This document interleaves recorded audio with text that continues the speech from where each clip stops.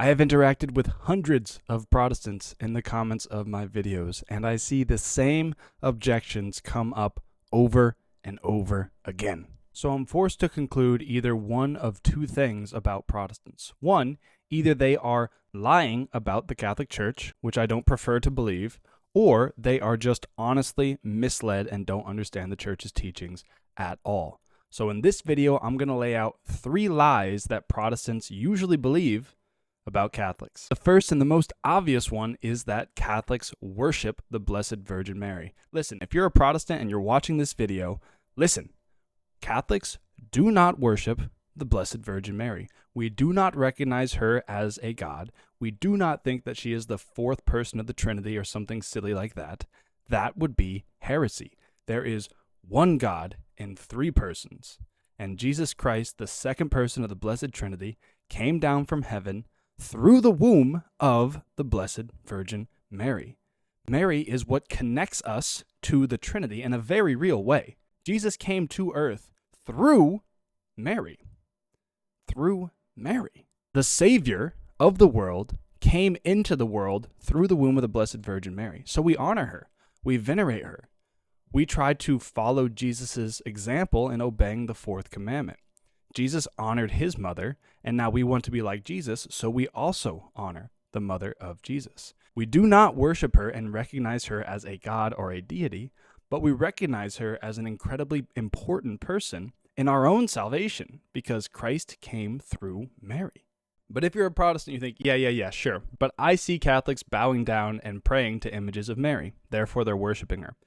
The Catholic understanding of worship does not mean that if you just bow down in front of something, you're worshiping it. If you were to meet the king and you were to kneel before a king, you're not worshiping the king. If you were to kiss the king's ring as a sign of respect to the king, you're not worshiping the king. You don't think the king is a god. No, not at all. What you're doing is you're showing respect to the king through these material things. So, Protestants, we do not worship the Blessed Virgin Mary.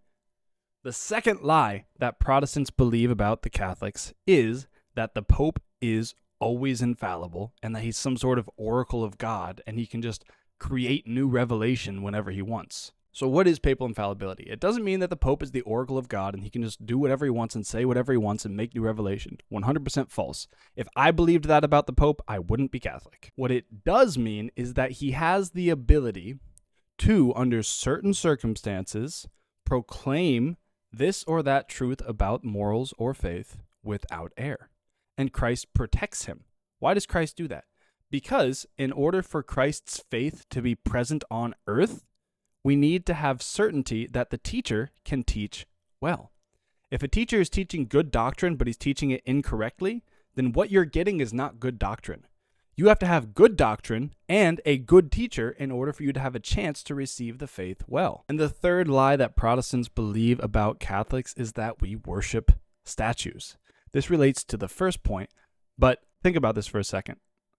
A statue is made of what? Wood, marble, maybe if it's a nice one, plaster if it's not so nice. It's just matter. That's all it is. We're not worshiping it. If it were destroyed or burned or something like that, it would turn into ash, and we wouldn't think that God turned into ash. No, whenever we bow down to a statue and venerate a statue, by venerating the image, we are venerating the person. So if we bow down before a crucifix and pray, we're honoring the crucifix. Why? Because it's made of wood? Because it's made of metal? No. We're honoring the crucifix because it signifies Christ himself. And Protestants, you even admit this to a certain extent. Look at the scriptures. If I picked up my Bible and kissed my Bible and then set it down, I don't think Protestants generally would have a problem with that. Well, what is the Bible? The Bible is an image, but it's an image in words. It's not a picture drawn with a paintbrush. It's a picture drawn with words. The words in the scriptures signify some reality outside. Just like the pictures on a church wall signify some reality in heaven or in the past in biblical history. So whenever I venerate an icon or I venerate a crucifix or something like that, I'm not committing idolatry. I don't recognize that wood and that metal as being a god, but I recognize that it signifies something holy and something worthy of my respect. And as a bonus, Protestants will say that Catholics changed the 10 Commandments. This is false. Scriptures give us the 10 Commandments, but they don't number them. They don't say this is the first commandment, this is the second commandment, this is the third commandment. So whenever Catholics number the 10 Commandments, they start with, you shall have no gods before me, is the first commandment. The second commandment is, you shall not take the Lord's name in vain. And the third commandment is, keep holy the Sabbath. The way that Protestants number it, and by the way, this is the numbering that the Eastern Catholics use. The Roman Catholics are the biggest section of the church, but Eastern Catholics, which are still in union with the Pope and still venerate icons, use the Protestant numbering of the 10 Commandments. Protestants number it this way. They say, you shall have no false gods before me. You shall not have graven images. You shall not take the Lord's name in vain. So they number it slightly differently, and then they take the last 2 commandments, the 9th and 10th, you shall not covet your neighbor's wife, you shall not covet your neighbor's goods, and they squish those together. So that's their 10th commandment, is it contains those 2 commandments. So the Catholic and the Protestant 10 commandments are the exact same in the text. They're the exact same. The scriptures just don't tell us how to number those 10 commandments, and so we number them slightly differently. So whenever Catholics bow down to a graven image, whenever we bow down to a statue, in the New Testament, we are not bound to the Old Testament law.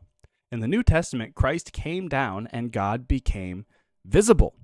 God became a man that you could see, that you could touch, that you could honor and worship in his flesh. Christ now unites the bridge between the divinity and the material. He unites the two together. So in the Old Testament, there was a danger of people committing idolatry by bowing down in front of statues and worshiping pieces of stone or venerating pieces of stone. And Christ had not become man yet. In the New Testament, in the day that we live in today, we do not have a temptation to bow down before idols. When's the last time you saw somebody bow down before an idol? I haven't seen it ever in my life. So it's not a temptation for people to confuse pieces of stone and pieces of wood as God anymore. And Christ, in his sacred humanity, has bridged the gap between the spiritual and the physical. And as one last irrefutable argument, God himself commands that graven images be made. In the Old Testament, whenever the Ark of the Covenant is being assembled, God commands that 2 cherubim be carved and placed on the Ark of the Covenant. What's God doing? He's commanding that 2 graven images be placed on the Ark of the Covenant, which is the object of the people's worship. Which means whenever they bow down to the Ark of the Covenant to pray to God, they are bowing down to 2 graven images. So is God contradicting himself? No, of course not. Graven images and praying to statues and things like this is not intrinsically evil. It was just dangerous in the Old Testament, and so people weren't allowed to do it. Now in the New Testament, God has bridged the gap, and so we venerate images. To any Protestants out there, thank you for watching, and I would like to say this last thing, if you can bear with me. Do not make the same mistake that atheists make whenever they're arguing with Christians. This is what atheists will do. Atheists will say, look, Matthew's genealogy for Jesus is different than Luke's genealogy for Jesus.